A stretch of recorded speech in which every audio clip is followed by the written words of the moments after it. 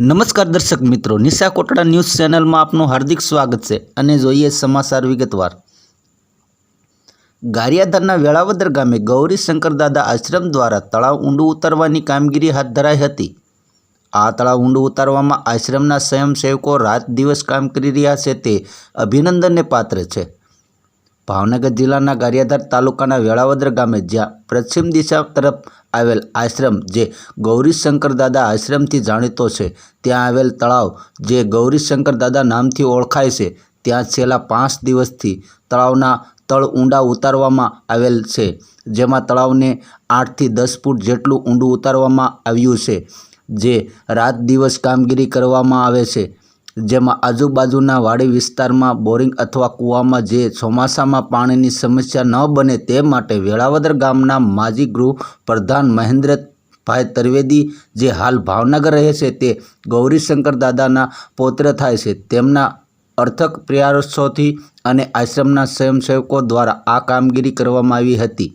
Reporter Mukesh S Kantariya સાથે શાંતિ ખીમસુરિયા, ગારિયાધાર।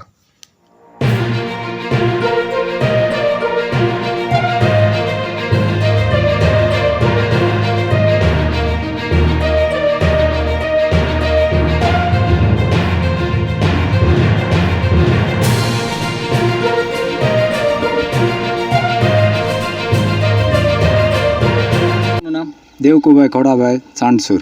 જી દેવકુભાઈ, શું કહો છો આ તળાવની ઊંડી ઉતારવાની કામગીરી વિશે? તળાવ અમારે શિબાવણ પહેલાં હતું, પણ અમારે આ જ્યારે ગૌરીશંકર બાપાના આશ્રમ છે એટલે નામ ગૌરીશંકર બાપાના નામ ઉપરથી ગૌરીશંકર દાદાનું તળાવ ઓળખાય છે।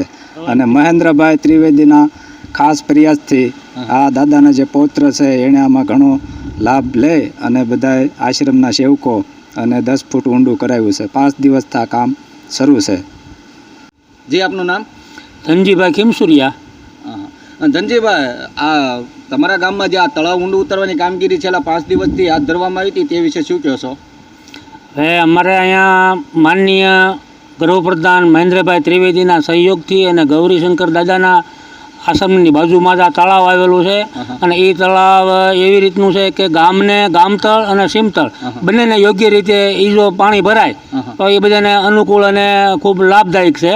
અને એની અંદર ગૌરીશંકર બાપાના આશ્રમના જે સ્વયંસેવકો ભાઈઓ છે એની ખૂબ જ મોટી જહેમત છે।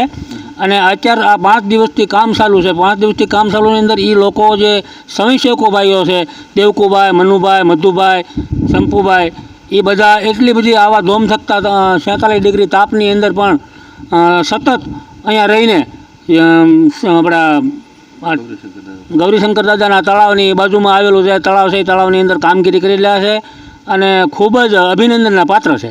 જી સાહેબ, આ જે કહેવત છે કે પાણી પહેલાં પાળ બાંધવામાં આવી હતી તેવું જ થઈ રહ્યું છે, ત્યારે આ ખૂબ સરસ કાર્ય થઈ રહ્યું છે। તો આ જે પાણી જે ભરાવ થાય, જે ઊંડું ઉતારવામાં આવે છે તે વિશે આજુબાજુના ખેડૂતોને કેવો લાભ મળશે તે વિશે જણાવો। આ તળાવ પાણીથી ભરાઈ રહે એટલે અડખે પડખેના ખેતર અને જે ખાલી પડેલા બોર છે એમાં 5 દિવસમાં જ પાણીનો સ્ત્રોત ઊભા થઈ જાય અને ગામને પણ આનો લાભ મળશે, ગામતળમાં તે કે જે ગામતળમાં ફાયદારૂપ થાય। જી આપનું નામ? મારું નામ પ્રકાશભાઈ પોપટભાઈ પંડ્યા। જી પ્રકાશભાઈ, આજરોજ આ ગારિયાધારના વેળાવદર ગામે જે ગૌરી શંકર દાદા આશ્રમ દ્વારા જે આ તળાવ ઊંડું ઉતારવાની કામગીરી હાથ ધરવામાં આવી છે તે વિશે શું કહો છો તમે? આમ તો અમારું આ ગૌરીશંકર બાપા તળાવ છે ને આ વેરાઈ ગયું હતું અને ઘણું મોટું તળાવ છે। છેલ્લા 5-6 દિવસથી આ તળાવને ઊંડું ઉતારવાની કામગીરી ચાલી રહી છે। અમારા માજી ગૃહપ્રધાન મહેન્દ્રભાઈ ત્રિવેદીના અથાગ પ્રયાસોથી અને ગામના રહેવાસી અને સુરત વસતા ગામના લોકો દ્વારા લોકફાળો ઊભો કરી અને આ તળાવને ઊંડું ઉતારવાની કામગીરી થઈ રહી છે હાલમાં।